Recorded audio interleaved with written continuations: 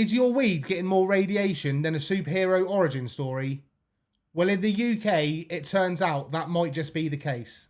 But does that mean it's safer, or are we nuking the terps out of it? By the end of this video, you are going to know the difference between irradiated and non-irradiated flower. Welcome back to the channel, my dudes. If you're new around here, my name's Smokey. I cover all things medical cannabis here in the UK. But if you're a regular, welcome back, my dudes. Today, we're diving into a topic that's been buzzing in the medical community. Irradiated versus non-irradiated flower. Is that glow-in-the-dark effect actually worth it? Let's find out. So, irradiation. What is it exactly? Think of it like sending your weed through a sci-fi car wash. We're talking ionizing radiation, like gamma rays or beta beams, zapping away bacteria, mold, or any other nasties. The goal? A cleaner, safer product. But is it really worth it? In the UK, cannabis flower has to hit strict microbial numbers set by the MHRA. If it's got too many bugs, it's not allowed to be prescribed unless the flower's been irradiated. This process essentially gives it a clean bill of health to be prescribed. Weed is from the earth! So if you see irradiated weed in your prescription, it's because it needed that little extra zap to meet the standards. Now, there are two main types of irradiation, gamma and beta. Gamma is the heavy hitter. It goes deep, like the Hulk at a skincare seminar. And then there's beta, which is a bit more gentle and faster. That's what she said. It's becoming more popular for medical flower in some places because it supposedly causes less terpene loss. But for the most part, gamma is the go-to in Europe. Now, the million-dollar question. Does it ruin your weed? Well, not exactly. Cannabinoids, those magic compounds that get you medicated, usually survive. But terpenes, they can take a bit of a beating. Some studies suggest up to a 30% loss from gamma irradiation. That's probably why some medical flower smells like it's been sat in a shoebox at the back of a wardrobe for 6 months. I've tried a gamma irradiated strain before and it wasn't a happy experience. Yeah, it was pretty nasty. It was dry, it was brittle, and it had zero smell. The effects were there for sure, but it felt more like consuming oven-dried grass.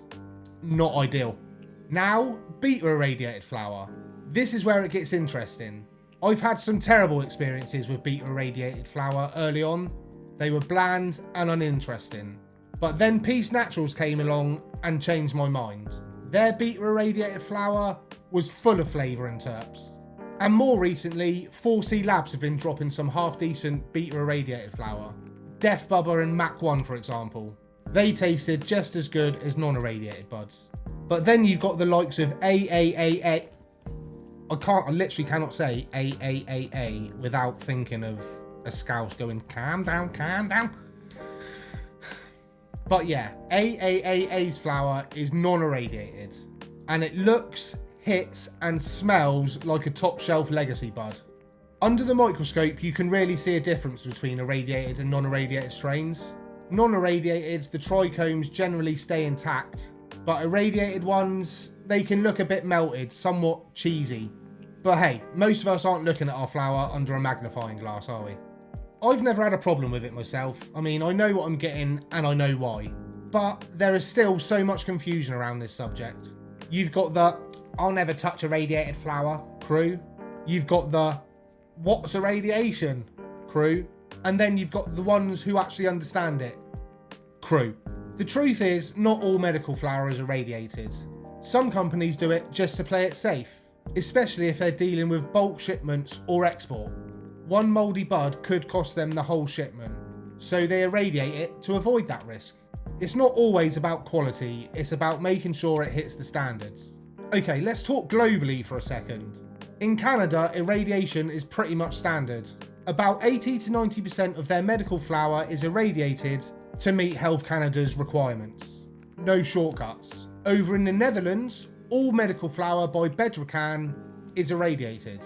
Mandatory by Dutch law.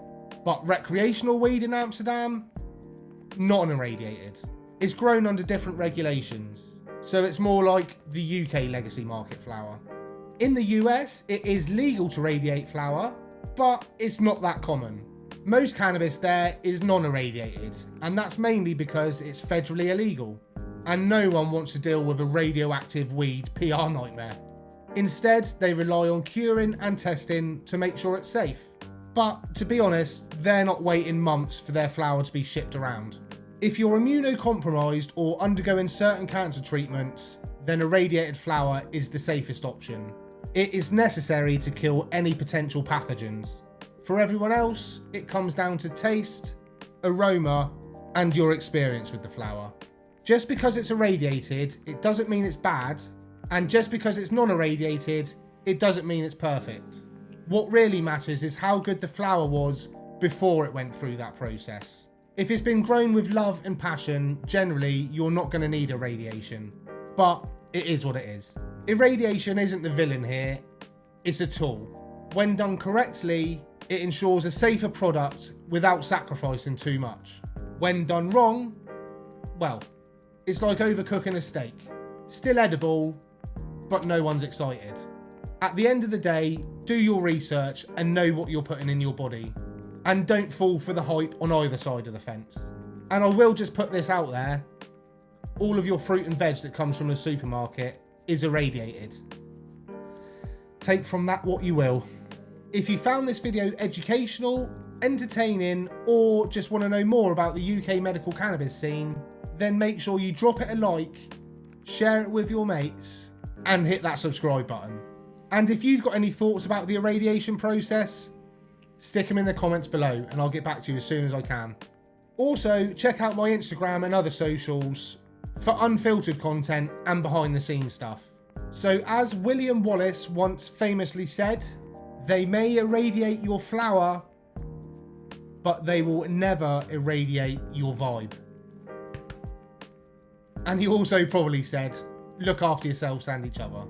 And as I always like to say, peace out, Cub Scouts. Keep it real. Keep it gangsta. Until next time.